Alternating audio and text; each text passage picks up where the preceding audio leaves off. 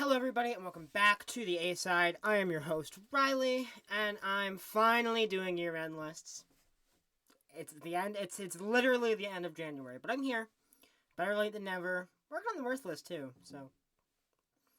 2023, not a great year for me, right? Hence the prolonged absence. Great year for my studies though. I had a 4.0 both semesters this year. But it was a dreadful year in music, like really bad. I found so little that I connected with this year. I thought it was me for a bit, honestly, that I was just burned out on music and on life and on everything, and that I just didn't have the emotional capacity to connect to music at the moment, or that, like, I had just burned myself out and wasn't going to enjoy anything new. However, the first 2024 album I heard, No Place Like Home by Vacations, was from a band I knew nothing about, right? Just checked out on a pure whim. It popped up on my Spotify. And I actually really enjoyed it. It was like a really solid, like dream-inspired indie pop album. And I enjoyed it right off the bat. So seemingly, it was just a really bad year for music. When the records weren't phoned in and uninspired, they were wholly unoriginal. Even the records I thought were good this year were below the quality they usually are, hence why it's only a top 15 this year instead of a top 20.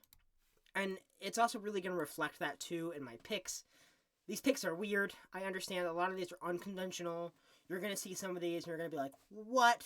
This is a goofy list, okay? But I didn't have a lot to work with here. My, like, top 7 is, like, really good. But it's, like,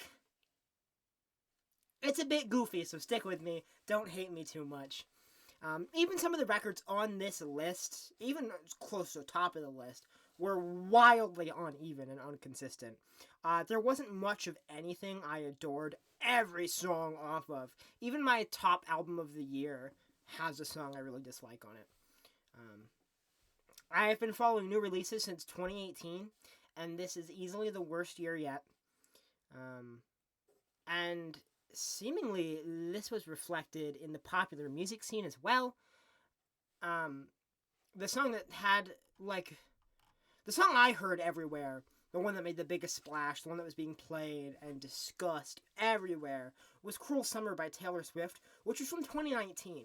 It wasn't even one of the re-released albums. This is from Lover. From 2019 was seemingly the biggest song of the year. The only interesting thing I noticed in popular music was Noah Kahan at the very end of the year with Stick Season, and that was a really good song. But that's like it, right? And Olivia Rodrigo. She didn't make this list, but Bad Idea Right is incredible. If I did, like, pop lists, like, if I did, like, a Todd in the Shadows, Spectrum Pulse, like, top 10 best hit songs, that would probably be number one. And trap was a dominating force in popular music when I was in middle school and in high school. It really became, like, rap became the dominant genre in music, replacing, like, rock. And that has seemingly disappeared from the charts and zeitgeist as well. That's because the biggest names continually put out miserable albums. Trippie Redd, Lil Uzi Vert, Travis Scott, Young Thug, Yeet. Just not a lot I was here for this year.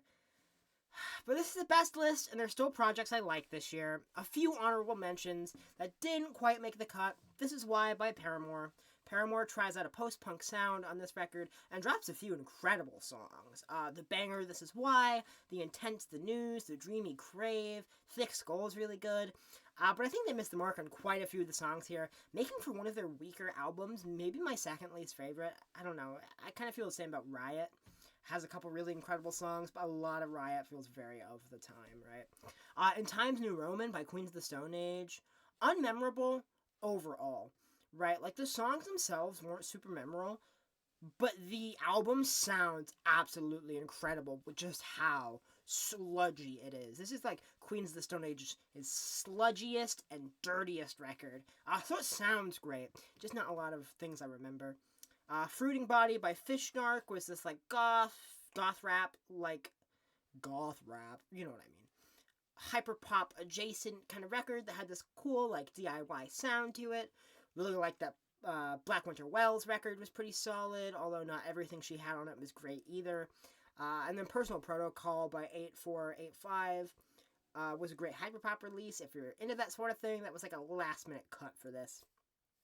But before we get started, go ahead and hit that subscribe button. It's free, and you can always unsubscribe later if you want. Now, without further ado, let's get into the list with number 15. Won't fall this time. We've got speed. I'll heed the signs.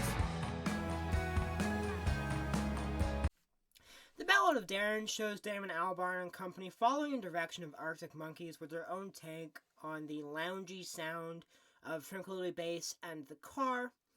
On this record, we see Blur play with a lot of shimmering strings and subdued guitars, but they do a pretty good job at this and do it in such a way where it feels like their own. You can tell it's inspired by the recent works of Arctic Monkeys, which I love those records, right? But in no way feels like a ripoff at any time. Some moments, like the opener, the ballad, even have this like vaguely beachy feel to them. Russian Strings creates a really nice and comforting atmosphere with sparkling synths, barroom piano, and chill guitar work. The barroom atmosphere fits the lyrical content of losing yourself in coping with the pain of life through alcohol or whatever else you use as a crutch, right? The Narcissist was one of my favorite songs of 2023, and I think one of Blur's finest songs in general. It's a very uplifting song about digging deep into yourself and stepping out of your own ego to find peace. The song, though, has this melancholy sound that I absolutely eat up, but the hopefulness does shine through on the choruses. Love the guitar hits on said chorus, and the synth line that follows it up. Once again, just love Damon's melancholy performance. It's the kind of stuff I eat up. It's filled with emotion, almost, not quite, but it's the same reason why I would like something like New Order. There's a certain melancholy that bleeds through. I think the standout part of the Battle of Darren, though, is the themes and the story it has to tell. At least from what I can tell, it tells a story. It follows a man after a particularly bad breakup as he loses himself, and then soul searches to find himself and a purpose in life again. It's a compelling narrative, and a rather uplifting one as we watch this hopeless character find meaning again. Solid record. You can call me what you like, as long as you cool me. And you could kiss the skin from my lips if it makes you feel good. Number 14, we have Wake Up and It's Over by Lovejoy. Out of all the Lovejoy's EPs thus far, Wake Up and It's Over has the least personality. It's missing some of that Lovejoy character that I really enjoyed from those first couple of EPs. However, the record still has some great indie rock bangers. I definitely think the band's super talented and still crafts some really good songs. Opening song, Portrait of a Blank Slate, has a fast pace to it, giving the song a real feeling of purpose. The latter half of the song has some danceable riffs reminiscent of Arctic Monkeys' Favorite Worst Nightmare. Call Me What You Like has a paranoid man in a mutually destructive relationship with a hint of masochism. There's some excellent drum work here as the double kick is on full display in the chorus. Consequence is my favorite song here, as it gets to the core of what makes indie rock so great, with Lovejoy's stickiest guitar riff yet, and just the right touch of synth. Lyrically, it's also the snarkiest song on the EP, which gives it that extra edge because it has the most personality and the most Wilbur in it. Scum has some excellent drum work from Mark Boardman. I don't love Warsaw, however. It's the only track I don't like. Because the closing track, It's Golden Hour Somewhere, is a very solid closer. Wake Up and It's Over is another valiant effort from Lovejoy. Definitely their weakest, but one I really enjoyed. And a record, or an EP, I guess, that I came back quite a bit throughout the year. Are you thinking what I'm thinking? So number 13 we have But Here We Are by Foo Fighters. Foo Fighters is always a band I've respected, but never loved. I truthfully hate post-grunge. But Foo Fighters is the exception. They've always been a very consistent band, putting out a more than solid record every few years, and being one of the most famous and recognizable rock bands. I have nothing but respect for Foo Fighters. They're keeping rock alive, you know what I mean? As one of the most, recognizable rock bands, people who don't listen to rock listen to Foo Fighters. You know, they keep the spirit alive, at least. I've heard a handful of albums, and I think they're fine, right? Like Medicine at Midnight from 2021, like a 6 out of 10 record. It was fine. The really famous one, I think, Color and the Shape. Also, fine. One really good song on it, we'll get to it. So they're a solid band that I've never loved, but always heavily respected. The rest of the love I have for Dave Grohl as a drummer, being a huge Nirvana and Queens of the Stone Age fan myself. However, like I said, the only song I've ever really loved by Foo Fighters is Everlong, which is in fact a perfect song. In my opinion, one of the best ever. There are no flaws to Everlong. All that being said, I actually think But Here We Are is their best album, at least from what I've heard. Maybe I'll do a Foo Fighters ranked one day. I mentioned how much I loved Everlong, and that has a lot to do with how dreamy Everlong is. It's such a dreamy song, but still keeps that rock edge to it.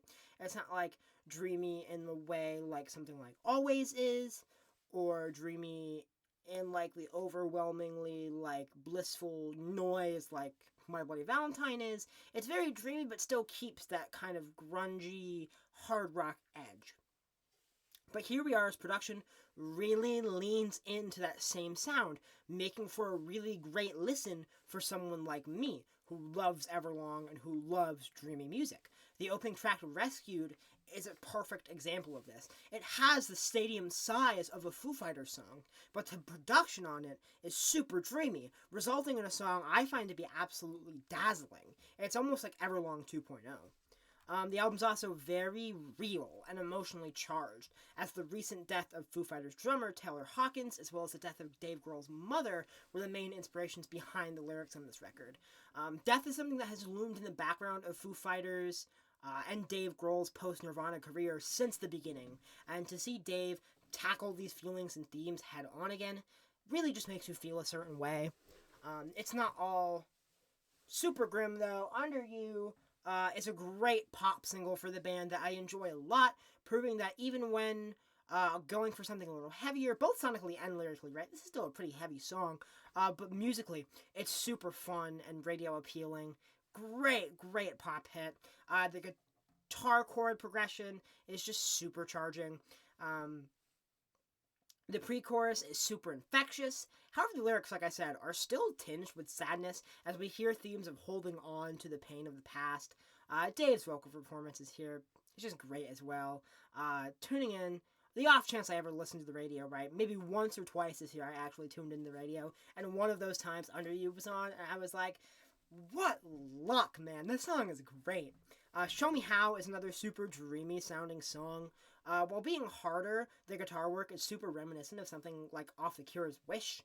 The inclusion of a female voice gives echoes of Shoegaze and My Bloody Valentine. Once again, though, the themes of being lost in life after a loss of a loved one is crushing. It's about the pain of the person who you'd go to for guidance and help, being gone at a time when you need them the most. But you need that guidance because they're gone. I would assume the song is about Dave's mother, and it's heartbreaking. Then, of course, you've got the 10-minute monolith of The Teacher. The song is an incredible trip. The cryptic question of who's at the door now, a reminder of the fleeting and unpredictable nature of our lives and our inevitable deaths. This album isn't stellar at all its moments. It definitely has its lulls, but it's a record I greatly enjoy in its best moments. At last, the gallery gourmet. I knew that we'd see it one day. It's everything you said, Mama, and oh, so much more. I know what you're thinking. Really? The Wonka soundtrack? And yes, I'm well aware this is a weird choice, but hear me out. Theater kid, right? Love Hamilton. Love In the Heights. Going to see Beetlejuice in 6 this year. Love Rent. Like, who has 2 thumbs and is definitely a theater kid? This guy. And I grew up with the original Willy Wonka and the Chocolate Factory. It remains one of my favorite movies of all time. I even like the Johnny Depp one, but we'll talk about that another day. And I was so excited to see this movie. Wonka was my Barbie, right? Like, 5-year-old me was dying to go see this movie. I was not disappointed by the movie at all, as it captures a certain childlike joy and whimsy. It's just so much fun, and the music helps to add to that. Not everything needs to be cynical, people. The movie is a musical.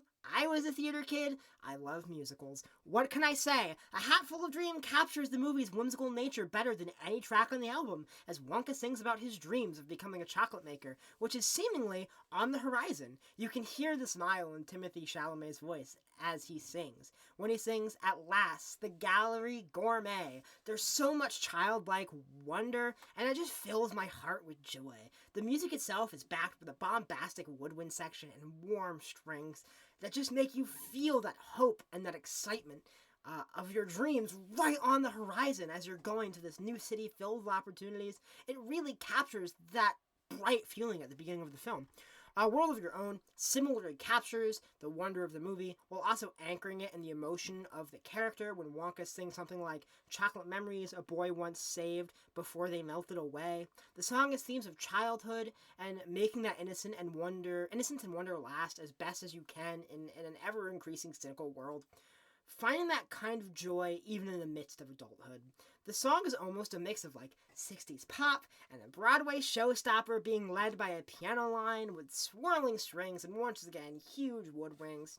You've never had chocolate like this. Both versions feels like a Dr. Seuss book turned into a musical number as they play with word pronunciation, forcing them to rhyme with chocolate and bringing to life these ridiculous scenarios.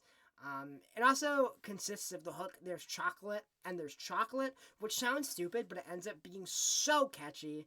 Well, there's chocolate and there's chocolate, right? I love the villain song "Sweet Tooth." Between Hatful of Dreams and Sweet Tooth are my favorites on the record. The song's ridiculous. The three chocolate factory owners have this running conspiracy to keep competition out of town, and they bribe the police chief, played by Keegan-Michael Key, with chocolate. It's ridiculous, cartoony, and hilarious. It's got this tango thing happening, which is funny, and I really dig it. And at one point, one of the guys is like, "Now for the big sell," and it turns into a jazz hands, showstopper, right? It's hilarious. It's fun. It's whimsical. It's stupid. It's fun. I like having fun sometimes, guys. Not everything needs to be emo, Midwest guitar, or Radiohead. I can enjoy myself. The slower, emotional songs are good as well, while not being quite as fun or memorable. I still really like them. Sorry Noodle and For a Moment do both hit. While I think the bigger, more whimsical numbers are more memorable, I do like the slower moments too. Then there's Timothy's version of Pure Imagination. Pure Imagination is one of the most iconic film songs of all time, and one that's very important to me. I love this updated version. The original is still incredible. But they're different, right? This one is a bit more lush, bigger, a little more whimsical. It's got less, the original one's whimsical too, but it's less classical feeling and a little more, like I said, lush and bigger, a little more almost modern Broadway-y. It's got touches of what I believe is a Santour, reminding me of Life in Technicolor by Coldplay. It's a wonderful track that remains faithful to the original while still having its own identity. Really loved it. Overall, Wonka was a great movie with an incredible soundtrack. The film and the movie lack the edge the original had, right? It is not because you never know what the original Willy Wonka is thinking. Whether he's just weird, or if he's a psychopathic murderer, if he's enjoying seeing these kids get hurt, you never really know what's going on. Wonka is not as mysterious or off-putting as he is in the original, but that's traded in for a childlike joy and whimsy I find to be blissful. Say what you want, but this does not fail to put a smile on my face, and I am allowed to be happy once in a while, guys. You got my body flesh and bone. The sky above, the earth below. Alright, number 11. This album was extremely polarizing. Some, like Brad, tasted music, and Fantano hated it. Others adored it. Crash Thompson really liked it, I'm pretty sure. I know some, like, Instagram music critics I follow, one of them, who I met on Twitter, actually put that as his number one album of 2023, was Take Me Back to Eden. Yeah, I just gave it away. Of course I'm talking about Take Me Back to Eden by Sleep Token. I Obviously, love this record, or at least the first half of it.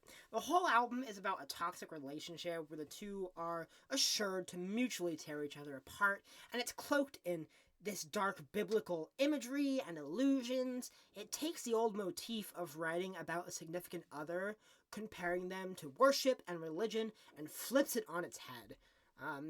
Even the title track, Take Me Back to, or even the title, I'm sorry, Take Me Back to Eden, goes deep into biblical ideas, much like how Adam eats the apple and gets cast out of Eden with the cursed knowledge. Vessel, is what he calls himself, kind of pretentious. Vessel's experience with this relationship has taken away his blissful ignorance when it comes to love and relationships, and he wishes he could return to Eden, the Eden that is his previous notions.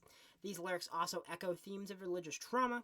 I find part of the lyrical strength on this album to be the juxtaposition between body and mind in a toxic relationship, while his significant other is horrible for him mentally, tearing apart his head and his emotions. It's great to have a partner to bang and just have someone there in general, and it's just hard to be lonely, and that juxtaposition is really interesting to me.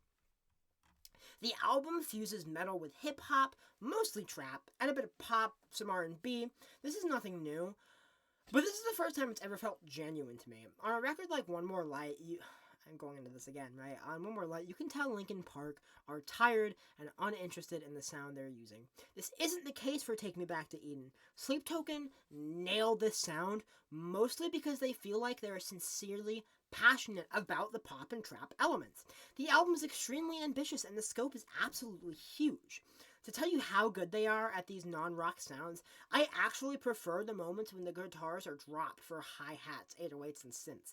Very rarely does the switch-ups feel disjointed or forced, the only exception of that being on the title track. Even then, I like those individual parts on the title track, even when they don't flow together.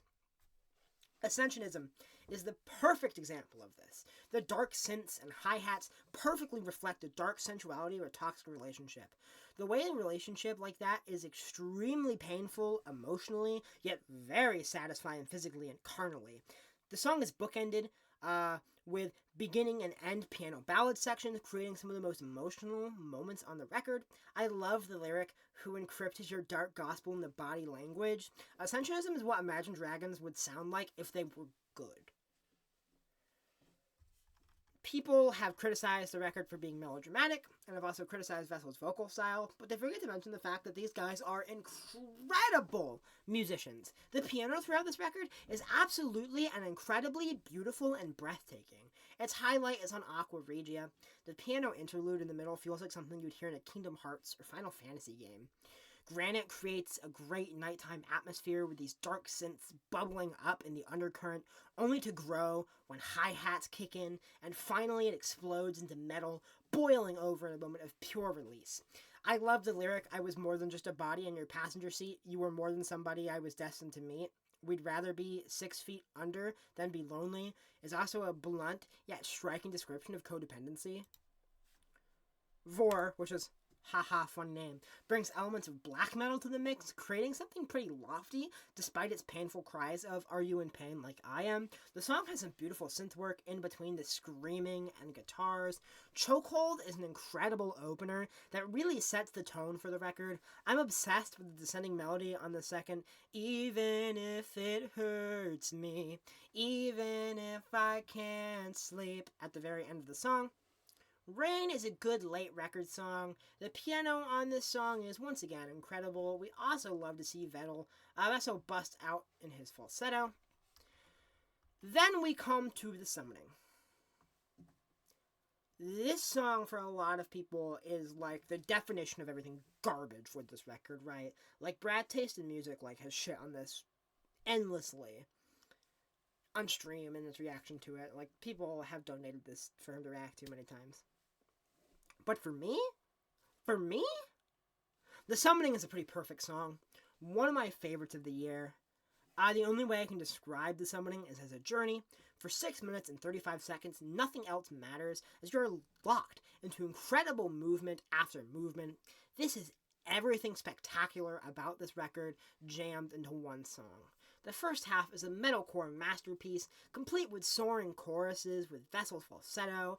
The vocals here show off the band's melodic prowess with some beautiful moments, only to break into a pummeling breakdown with devilish screams.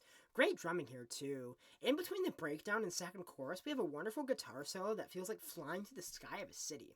As the solo is doing its thing, it's complemented by some of this album's beautiful piano work. The first half then gives into a synth and airy piano moment where it feels like I've ascended into the heavens. This break leads to the second half of the song, which is somehow even better. Here the band flexes their muscles by embracing something almost funky. It's something so incredibly sensual. I don't like to describe music as being sexy, but that and sensual are the main words that come to mind here. Once again, it taps into the dark sensuality that comes with a toxic relationship. She's horrible for you mentally, but she's hot, and the sex is good. The record is so strong when it captures the push and pull of the toxic relationship and reasons to stay and leave. The guitar here can only be described as thick. Vessel absolutely sells it as he painfully yet sensually sings, "Oh my love, did I mistake you as a sign from God? Or are you really here to cut me off? Or maybe just to turn me on? 'Cause these days, I would be lying if I told you that I didn't wish that I could be your man, or maybe make a good girl bad." When the guitar starts to play call and response by mirroring the melody of the "Oh and my love," it just peaks my serotonin. The song is an experience. It gets better with every section. I can call it nothing less than a masterpiece. The big flaw of this album and why it's not album of the year is that it's very front-loaded. None of the songs past the first half are necessarily bad, but you're not missing much if you shut off the album after Ascensionism, right? And that's why this album is not number 1 or even top 10, because if it continued that consistency from the first half, this would be one of my favorite albums of all time. The first 6 songs on this record are absolutely mind-blowing. But after that, it's just not very good. It's not horrible, with the exception of, like, "Don't You Wish You Loved Me" is a pretty bad song. But the rest of it just never captures that scope, never captures that depth, never captures that intrigue. It just kind of falls off in the second half. And that's why it's as low as it is, despite all the great things I had to say about it. They're pulling out the tarot cards. I fucking hate this. I'll hide in the basement. It's not that it's basic, but I just can't take it. I'm just a replacement. Tonight I will be your entertainment.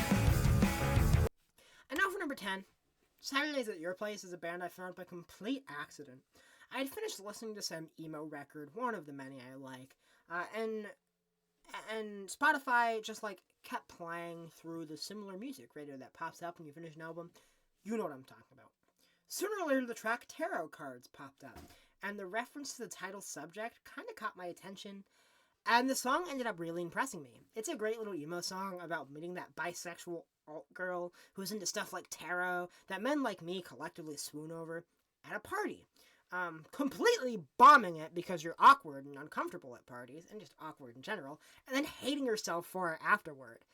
That's a great concept for an emo song, especially like a 2020s emo song. It feels very modern, and I feel it like it's a song tailor-made for someone like me. It's got some of those classic, emo tropes and feelings updated in modern personas and situations. Needless to say, I was impressed enough to listen to their whole EP, Always Cloudy, and found a great little project. I'm an absolute sucker for anything that sounds like this. Pretty much anything emo I'll eat up.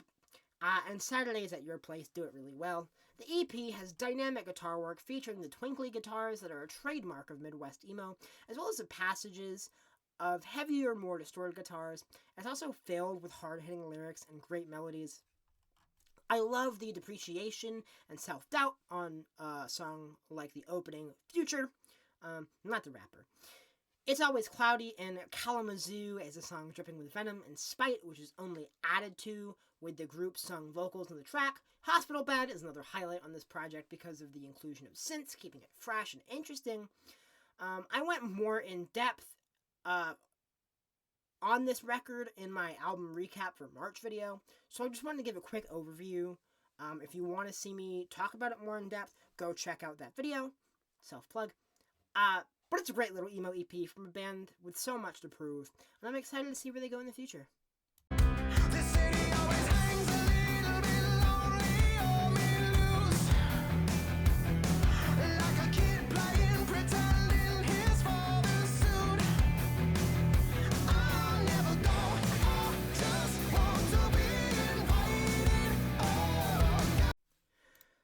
much for Stardust as Fall Out Boy's return to rock, and there's a little bit for everyone in this record. You've got an epic, sprawling song like Love from the Other Side, which is like a continuation of the sound the boys established on Infinity on High. You've got the soul-filled What a Time to Be Alive, which feels like a fully adu's, less nuanced little brother. You've got poppier songs like the fun Heartbreak Feels So Good, or Fake Out with Patrick's sweet falsetto. Speaking of sweet, we have songs like the Synthy Kintsugi Kid. We have songs like I Am My Own Muse, which are reminiscent of film scores and James Bond. You've got the title track, which is the darkest song the band have made in years. There's undoubtedly a lot of good to say about So Much for Stardust, but there's also a lot of bad too. Heaven Iowa is a bad imitation of Phil Collins. Flu Game and So Good Right Now are incredibly cheesy, and the two spoken word pieces are just cringe. We didn't need a Pete Wentz one and an Ethan Hawke one. At least the Pete Wentz one is like, we get it, you're Pete Wentz, like this is something you've done before, but we really need the Ethan Hawke one. Actually, the Ethan Hawke pink seashell has become a running joke between me and my sister. Anyway, all this being said, Fall Out Boy is one of my favorite bands and has been for a long time. They were my top artist of 2023 on Spotify Wrapped, though by the end of the year, my last FM told me Blink-182 was. Those last couple of posts. That last little bit of time where they stopped counting after Wrapped, I listened to a lot of Blink-182. It makes me so happy to see them embrace a rock sound again. It makes me even happier that they can do so while simultaneously paying homage to their older works. Right? They can embrace this sound and do some kind of interesting new stuff. Let me read the script instead of getting ahead of myself. While simultaneously paying homage to their older works with incredible songs like Love from the Other Side or What a Time to Be Alive, as well, here we go, as inject new sounds into a rock sound palette with something like the funky Hold Me Like a Grudge with its thumping bass line, or the 80s inspired Kintsugi Kid with its synths.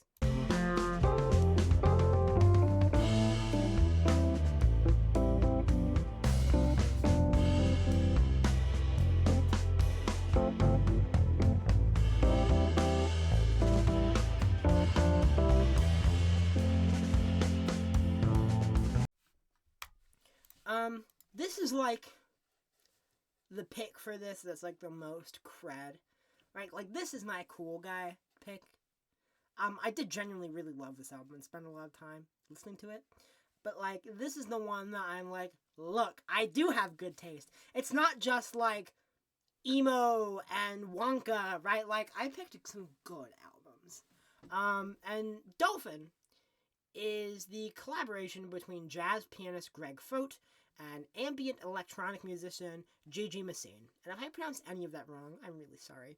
This is a record very different from what I usually talk about on this channel. You know, emo, indie, trap, right? Dolphin ends up being one of the prettiest albums to come out all year. The instrumental ambient jazz album is chill and relaxing. It's a perfect soundtrack to read to. It was a go-to for me when reading books like Anna Karenina and Northanger Abbey throughout the year. However, this record is so much more than background noise. It's actually striking and engaging. It works well as background noise, but you can actually listen to this record on its own despite being an instrumental. Many people discount instrumental music as being a waste of time or hard to connect to, and this album is proof that they're wrong. Take the standout track, Sabina, for example. This song hits hard with an overwhelming sense of reflection and emotion. It cuts to the heart without words or vocals. It's actually one of the most spacious and sparse songs on the record. Fote and Messine create such an intense and palpable emotion with just a piano and synth pads. That's all you get on the song, and it creates an atmosphere and an emotion that powerful. The piano and keyboard work is obviously stunning throughout the record. Very few musicians are as talented or complex as a jazz musician, and we definitely see it here, especially on Viento Calido.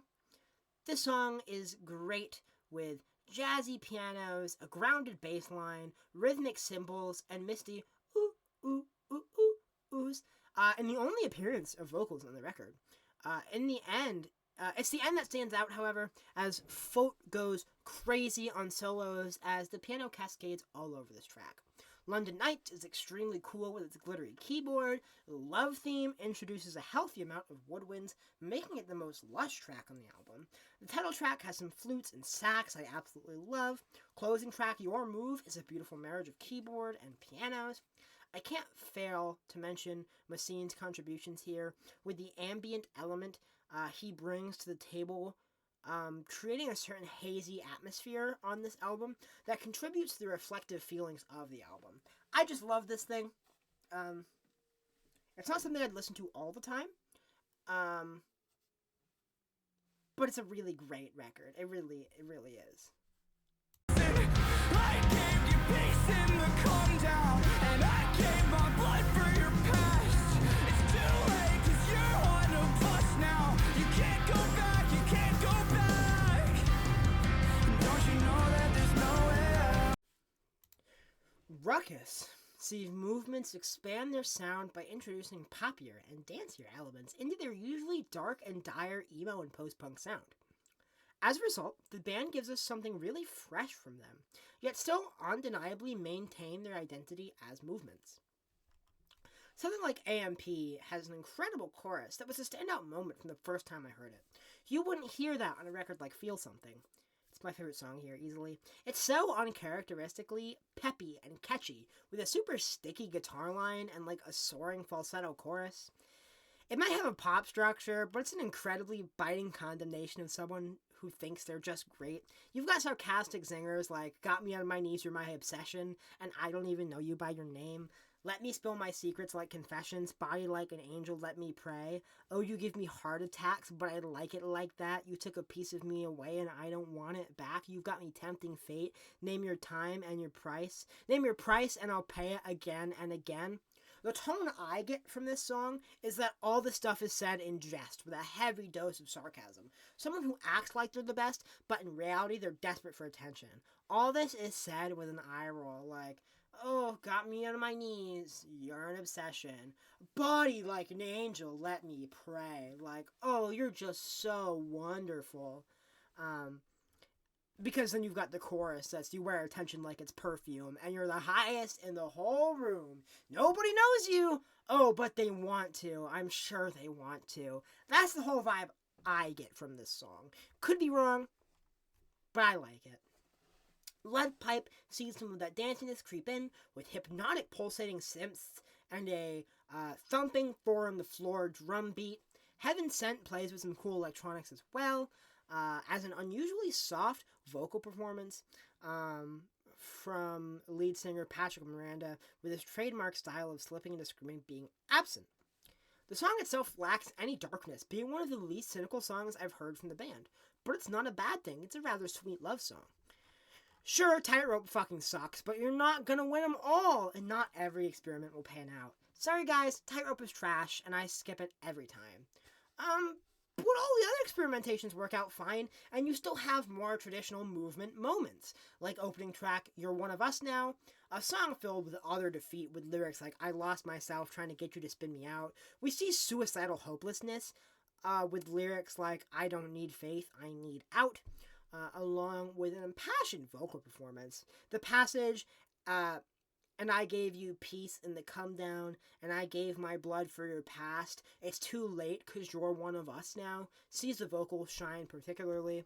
The same goes for Killing Time, with its sludgy bass line, dreamlike atmosphere, and masochistic love-struck lyrics, though the guitars here have a jangly touch not seen on previous works. Fail You Again is another song that fits in with the more traditional darkness about the nagging feeling of never being enough, never being able to measure up to someone's expectation, leading to nightmares and insomnia. You've got solid emo lyrics with imagery of physical pain, like cut me open and bleed me dry, I feel that hand on my neck, and I've got a weight on my chest wishing I could breathe. Same goes for the excellent Dance with Death. Its dense guitars and propulsion remind me a lot of the Foo Fighters' Everlong, second time that gets name dropped in this video. In the process of making Ruckus, Movements happened to make one of the essential fall albums too. This album will forever sound like autumn for me, as it soundtracked the beginning of my junior year of college. I hear this, I think of colored leaves falling off trees driving through campus. Right? That's just how it is, guys. Welcome me to Spruce Bound Californian commune. These altruistic metaphors my brain forced me to misconstrue. Mammalian Sign Complex was a surprise drop from Wilburset this year. It's a sequel to his Sad Boy acoustic album Your City Gave Me Asthma. Now, Your City Gave Me Asthma, you're all gonna give me shit for this, is my favorite album of the decade so far. I don't really see that changing, to be honest. It's lightning in a bottle. When that came out, Wilbur was still a fairly niche internet personality who hadn't made much music yet. There was no pressure or expectation for that record. So it was born out of real feelings of sadness and brokenness. It's one of the most intimate and genuinely sad albums I've ever heard. Mammalian Sign Complex, that's a hard title to say, doesn't have the same level of authenticity as Your City Gave Me Asthma, but it does a good job of replicating that sad intimacy to be found on Your City Gave Me Asthma. And I'm not saying that the sad feelings aren't real, because I'm sure they are, and they do feel real. It just isn't quite as, he put those sad feelings toward music because people expected him to make music, whereas something like Your City Gave Me Asthma was like such an outlet. Someone who really wasn't famous and someone who wasn't making music made this record as an outlet, and you can just feel it. Whereas that sadness is here, but it's not the same. But it does a good job of replicating it and trying to do it in a more controlled manner. So, what you're thinking is, if it's just a sequel with the same sound and sadness, but isn't as genuine, why even bother? Well, I'll tell you why. This album is worth it for two reasons. Firstly, I need more than that, but these are the big two reasons. Firstly, Wilbur's guitar skill has greatly improved from Your City Gave Me Asthma. The guitar parts are more complex and dynamic. You see this right off the bat with opening song Amazon Standing Lamp, which is more intricate than anything on Your City Gave Me Asthma. And as the song goes on, it switches up tempo and guitar parts. This album also shows Wilbur expanding on the sound of Your City Gave Me Asthma with electronics. He uses this MIDI keyboard that has a soft lo-fi sound that blends with the intimate vibes of the album wonderfully. This can be seen all over the record. It makes the first appearance on Mine and Yours, and it's a great surprise when hearing it for the first time. It emulates a heart monitor on Glass Chalet. Around the Pomegranate is where it really shines, as it has this descending melody that tags itself to the end of each phrase in the verse. Do do do do do. Around the Pomegranate also has some bit crushers on the percussion, further expanding the sound. In the middle of the song, there's this breakdown where Wilbur pitch shifts his voice really low, and it's an awesome moment that feels like rain on a particularly dark night. It might be my favorite on the record. That being said, there is a lot of great stuff on this record. The opening of Melatonin 130 has this really dreamy guitar part that reminds me a lot of Lovejoy's No Cause for Concern. The track has some brass on it too. Those two things make it feel like an interesting midpoint between Wilbur's solo work and his work with Lovejoy. Then the song descends into a hellscape with the keyboard swirling rapidly at an awesome moment. It features the brilliant lyric, "I'll still pick you like a scab." The song is really cynical and hopeless, and I'm here for it. Eulogy is one of the hardest hitting and heaviest songs on the record. I mean, about as heavy as an acoustic song can get. I love when Wilbur layers his vocals on top of each other, creating something so haunting. It also features a lyric about watching Fatal Car Crash compilations together, anchoring this album to the internet culture that Wilbur was really born out of, and I love that Wilbur remembers where he comes from. This song bleeds right into Dropship Cap Shirt, where Wilbur goes absolutely crazy, screaming in this cool nightmare meltdown. Trying Not to Think About feels like the emotional release of the album.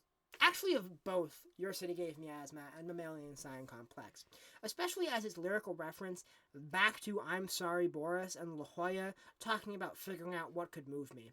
It feels like a moment of realization and acceptance.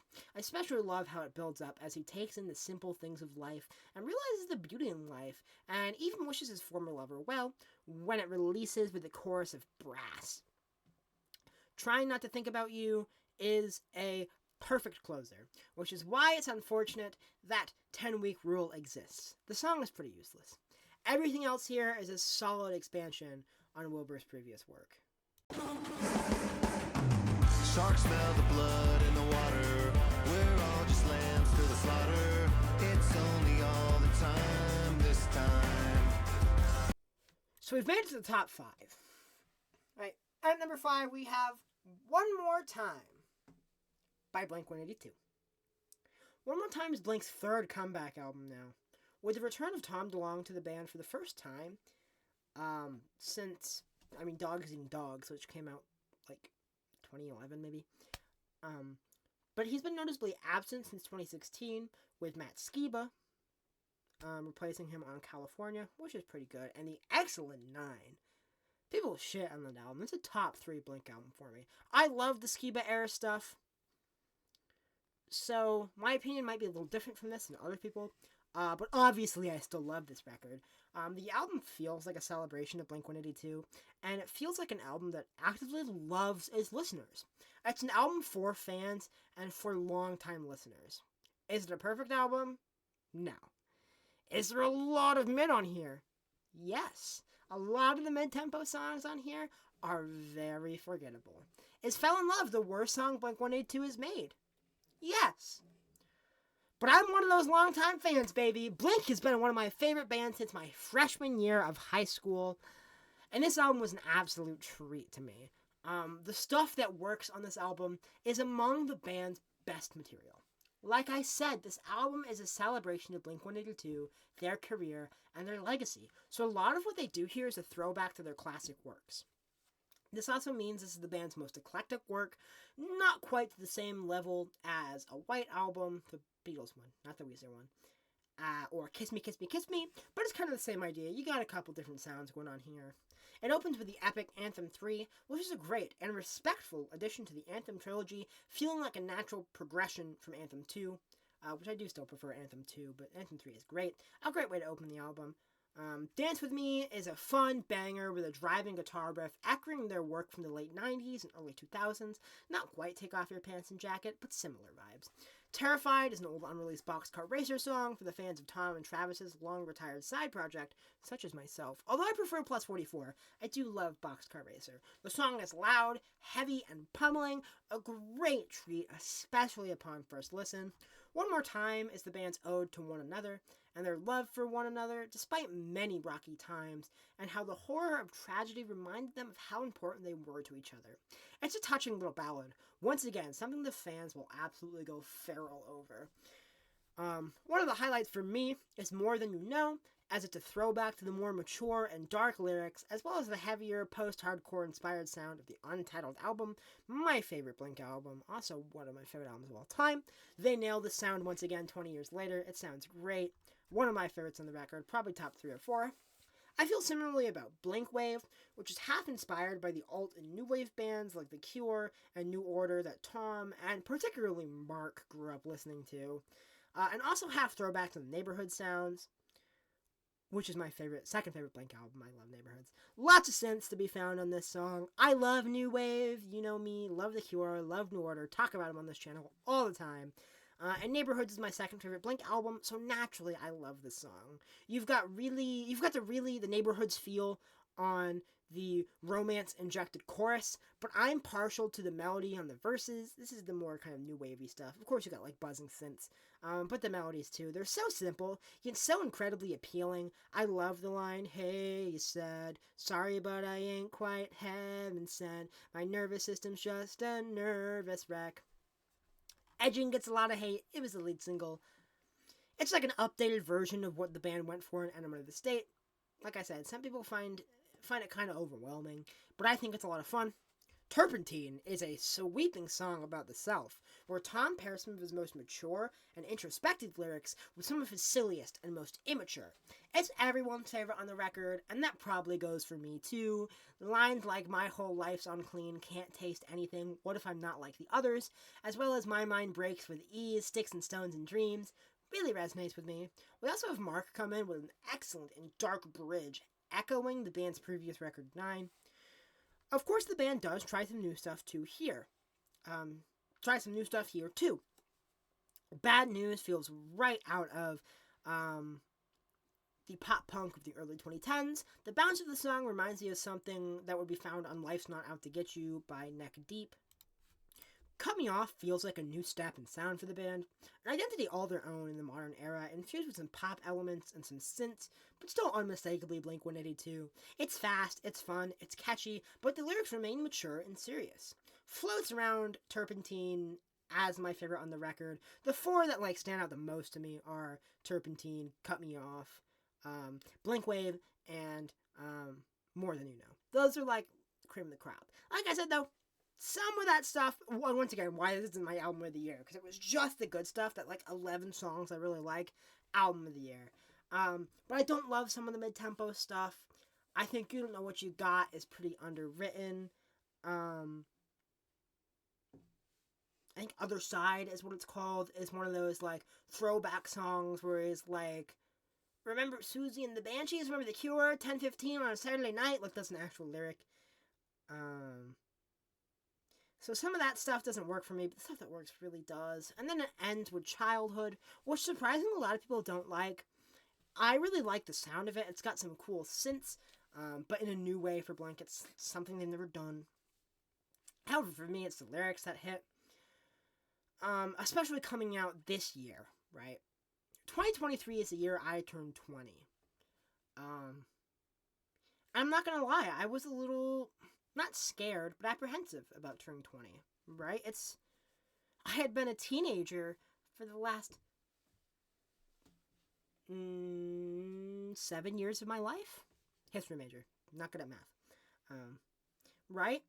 And this is kind of the year where you turn 20, you really leave your childhood behind, right? I'm going to be legally able to drink now in 6 months.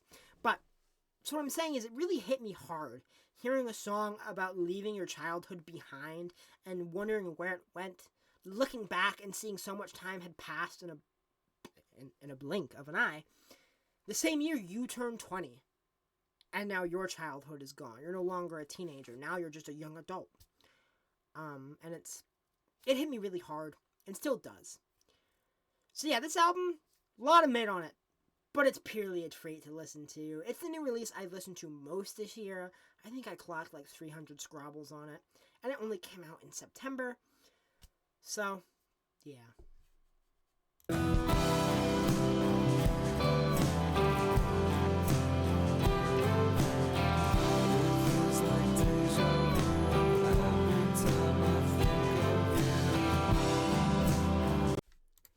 Sunny Stretch is a new EP from relatively small emo band Charmer, which I've known about for a while now. 2019, Ivy, great record. However, on this EP, they traded in emo. It's still emo, but traded in emo for something far dreamier. This project is simultaneously gorgeous sonically and emotionally charged lyrically. Take a song like Tulip Sniper, with these slide guitars that has the nostalgic power to take me back 15 years in the past, and these deep, warm acoustic guitars that feel like a pillow that will whisk me off to sleep. However, it has heartbreaking lyrics like "It feels like deja vu every time I think of you," or "Rip the flowers from the ground, lose the sky to a rain cloud." I do think Tulip Sniper wipes everything else on the EP, but the other songs are still great. Slow Death adds some classic Midwest emo trumpets to the soundscape, making it even denser, and also adds a touch of synth at the end, which is always a nice touch. The vocals are what shines on Devil's Night, as he shows he has a great range. He's so subdued and downtrodden when he comes in on "I spent all my money on a smile," but shows much more of a release on "I hope you find me, you'll never find me," and the melody on "Little White Lies" are just great. Just like Jezebel is more in line with the Midwest emo stuff found on previous Charmer albums like Ivy, but it's still really great. Least favorite here, but still really good. Sunday Stretch was just meant to be a throwaway, holdover EP until Charmer could put out a full record. It's short, with 4 relatively short songs. Something like Tulip Sniper is pretty much over as soon as it starts. And there's not like a lot of structure, it's like just kind of throwing it at the wall. But it turns out to be absolutely incredible. As someone who loves their previous album, Ivy, this might just be the best thing the band has ever made. In a year where Peripheral Vision by Turnover was my most played album, it fit the vibe perfectly. I said that's not a color, it's a shape. She said don't disagree with me, and then she walked away. I didn't get her name, I can't explain the look on her face. She wore a sweater in summer weather, yeah. She wore a sweater, it was funeral gray. Alright, top 3 time, boys. Intellectual Property has a lot of the things that make water parks great. Austin Knight has one of the most unique and pronounced personalities in music, filled with a certain sarcasm and bite. This album is a little different though, as it has touches of religious trauma and a lot of horniness thrown into the equation. It's a little darker than past Water Parks records too, so there's a lot of the same, but it's a little different. Musically, Parks is on their same pop rock vibe with a large emphasis on the pop. The guitars here, they're here. But there's a lot of cool electronic work as always. Parks never fails to make catchy songs with long shelf lives that can be returned to for years down the line. I think Intellectual Property is an improvement over Greatest Hits, as its shorter runtime allows the bands to really reel it in, instead of stretching themselves thin like on Greatest Hits, like a 17 or 18 track, kind of trying to do a lot of different things. They can just focus on making the songs as good and as airtight as possible. The era started off pretty early last year with lead single Funeral Grey, which is one of the band's best songs. Pop rock with the pop turned up to 11. As this song is warm, fun, and insanely catchy, the chorus is an instant classic. Talk about shelf life and replayability. It became my most played Water Park song on Last FM very quickly, like within a few months. The lyrics gave a touch of Rivers Cuomo, as Austin describes the encounter with this girl in overly specific details, like the exact shade of the sweater she's wearing around her waist. The song is just a pure blast of serotonin. Self-Sabotage reminds me a lot of the Fandom era, with its poppier verses and more rock-driven choruses with some crunchy guitars bursting through. Speaking of the chorus, it's completely unhinged, as Austin Knight sings in an ever-increasing staircase of pitch, continually spiraling towards his falsetto. Every Water Parks album has the slow, emotional acoustic song, but I think Closer is the finest of these. The description of being caught between in a situationship and its eventual demise is right on target. I love the lyrics. You're the holiday I celebrate too late. You're the eyes I gave up trying to captivate. You're the song that I love but I overplay it, and I'm the B-side throwaway. That's amazing. It's one of Austin's finest lyrics, as it's absolutely heartbreaking. I think out of all the lyrics this year, it's the one that stuck with me the most. Kind of like a hopelessly adrift in the eyes of the ghost again kind of thing, where it's a lyric I would think about a lot. The song also builds, starting out small and acoustic, but reaching a crescendo only to end softer than it started. It does an excellent job as a penultimate song, hitting the emotional peak of the album, and then letting the closing track kind of ride out the waves, right? Brainwashed is a song about being shocked about how obsessed you are with someone you're into. It's written in a pretty cheeky way with lyrics like everything's clean except for my thoughts, thinking about me getting you off. Really love the electronic work here too. Its up and down melodies reflect the up and down feelings Austin is having about this person. Positive because the person is great, and negative because the way you're feeling kind of freaking you out. I also love the subtle harmonizing on the chorus. You gotta listen to it a lot to hear it. I did. Real Super Dark is weirdly industrial influenced, at least as industrial as a band like Water Parks can get. Not quite as much, I think, as Turbulent, but around the kind of same vibe as Turbulent, if you know that song. The guitars here have some real teeth to them, but it's those grinding synths that really stand out for me. They feel like a rave from hell, or like the scene from the beginning of Blade, the original, like, 1999 Blade, the vampire rave scene there, where the blood's coming down. Like, that's what I imagine when I hear those synths. Ritual is another darker and heavier song on the album. Austin's voice has all sorts of effects on it, making it sound like he's pleading from the bottom of a pit or up from hell. The song is filled with a sense of desperation. Austin even gets into his yelling bag, really driving home the intensity of the song. Lyrics like "they're killing me when they're fast asleep" and "my inner child needs a bulletproof vest" are not only dark, but tell of childhood trauma that resurfaces throughout this song and record as a whole. Starfucker is the best opening song of the year as it kicks off the album with a moment of quiet as Austin says, "I'm gonna move out of my loft and into a limousine so I can drive you fucking crazy and crash out where I sleep." And then the drums and the electronics and all the music just come bursting in, and it's like, "Jesus Christ won't text me back." It's an absolutely insane moment. It gets me so hype at the beginning of this album. That's how you start an album.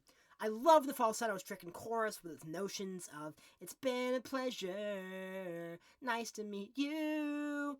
The song also has some really solid bass work, which is interesting because Waterparks does not have a bassist. Fun fact. The album's closer is an equally great moment with Night Out on Earth, which has a heavy influence of cloud rap, taking me back to my Drain Gang days when I was obsessed with Blade. It's got those bubbly, cloud rap, Blade, Tyboy digital electronics on it. Love it, love it, love it. I also think the ending part is really cool as it takes on a diary-like feeling in the lyrics and delivery when he's going on about, like, "but it's January 17th, and, you know. Now, I will admit I am very biased toward this album in particular.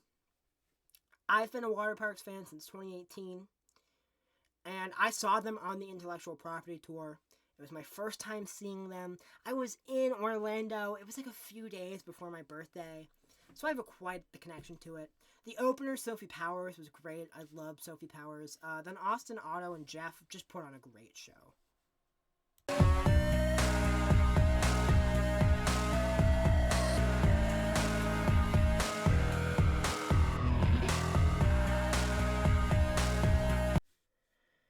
Yule dropped my second favorite album of 2022, Glitch Princess.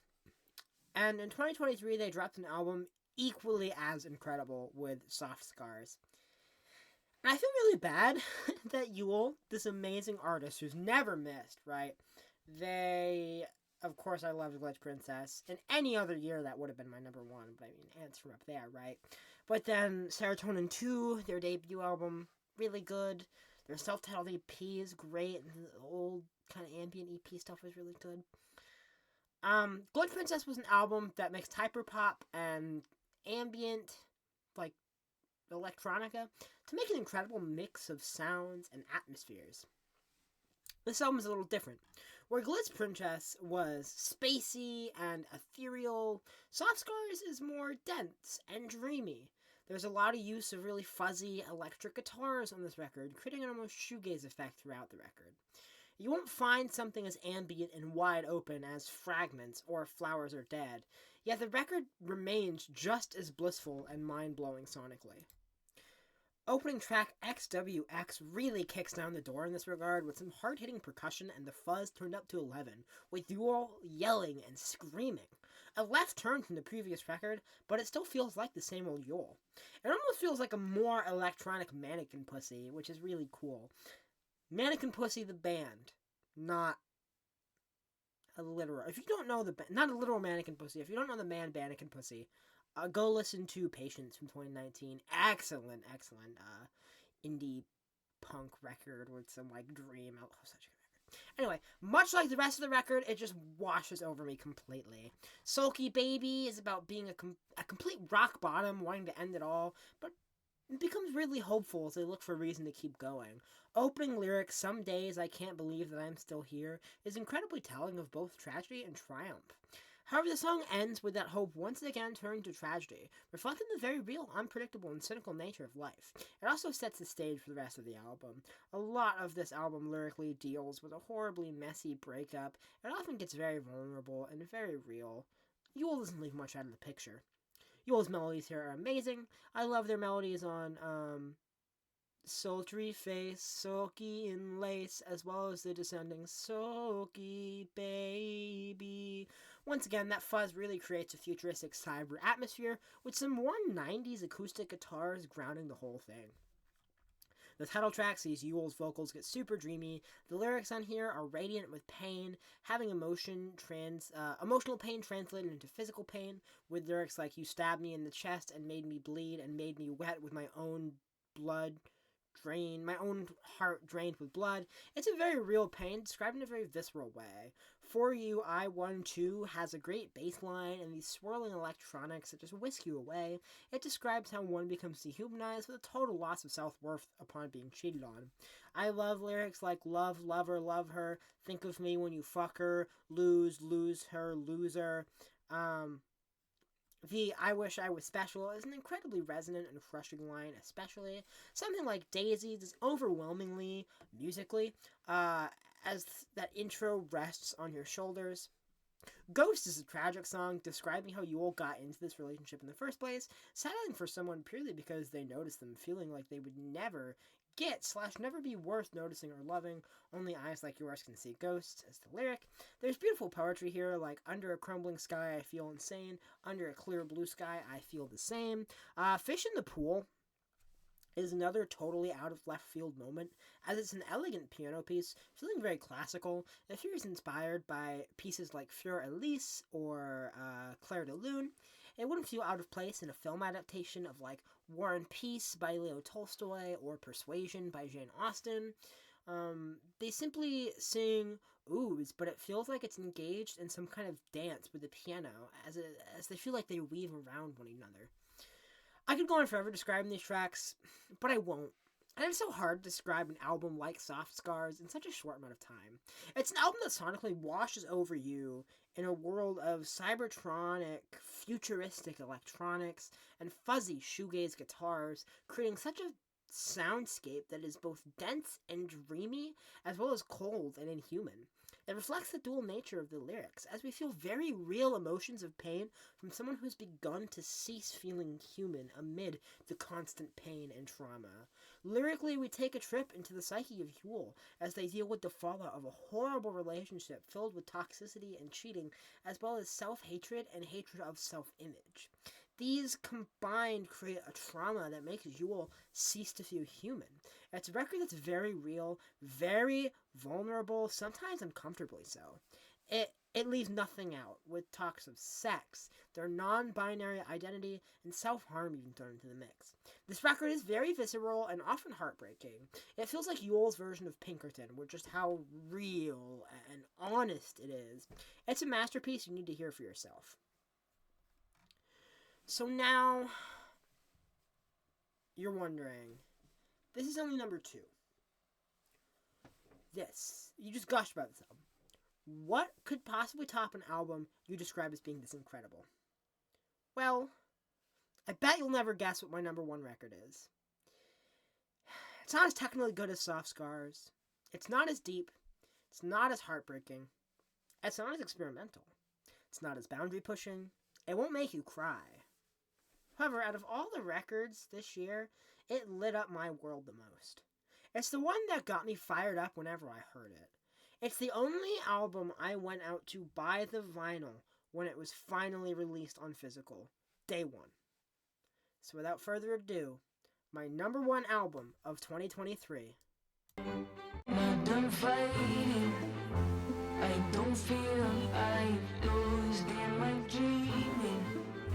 Is there more like cause got me feeling like it's so too much I feel beaten, but I can't keep.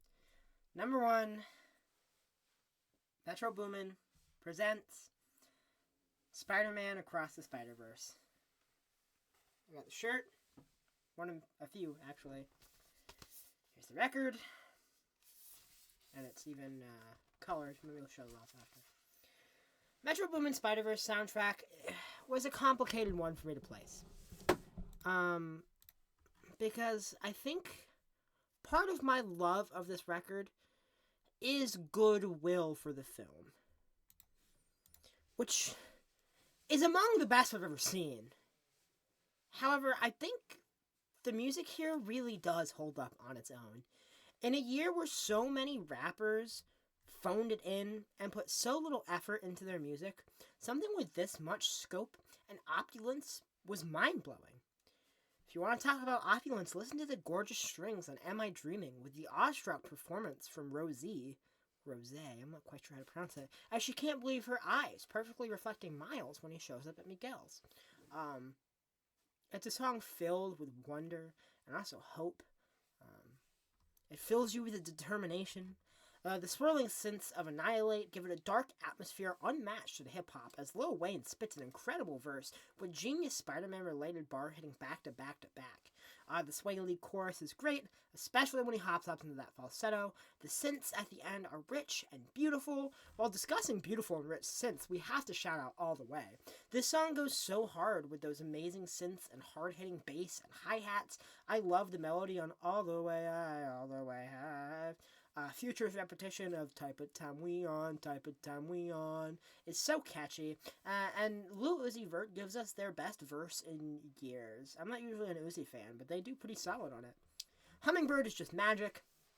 Those psych-esque synths transport me. Definitely the dreamiest song here. James Blake's voice is just gorgeous. The song is filled with a longing feeling. The sample is genius as it's filled with a sense of innocent and true romance, as the way it's flipped is incredible. The breakdown at and the night is so strong makes me feel like I'm floating through the night sky, just to go back into the chorus in a mind-blowing moment. This time with the added effect of the sad and cold piano really driving home the feeling of longing in its extended outro. Soakin' Cologne is the first reggaeton song I've ever really loved, but I think that's because it just sounds great. The guitar tone here is so suave, and the percussion here is so strong. It's just a banger. Link Up has this bouncing rhythm that's infectious. The bass line on the verses are very reminiscent of 90s R&B. Toeian's Feelings, Don't You Catch No Feelings is blissful. Self-Love is just iconic at this point, at least for me. It's synonymous with Spider-Gwen. The guitar is very simple yet extremely effective, and it's also Coi Leray at her best. Once again, those rich, lush synths come in near the end, as well as some really cool electronic sounds, some even a little reminiscent of Minecraft. Nonviolent Communications is another James Blake track, this time with the support of 21 Savage, and the tension found in the vibes of the song can be cut with a knife. This is the most minimalist song on the record, and it makes it really stand out. It's almost haunting. In the dreadful year of 2023, where so many artists phoned it in or put out their lowest quality music for money, an album like this meant so much. You can tell how much love, care, and detail Metro put into producing this thing. And that's what it is. Metro Boomin produced the whole record, but it's a producer tape with rappers and stuff all over it, and for the Spider-Verse soundtrack. No rap project, or really any album this year, reached the same yet level of opulence, scope, or richness. This record just fills me with a warmth I can't describe. Part of it is personal, but the personal connection is the most important aspect of music. I saw Across the Spider-Verse visiting my sister in Orlando for my birthday.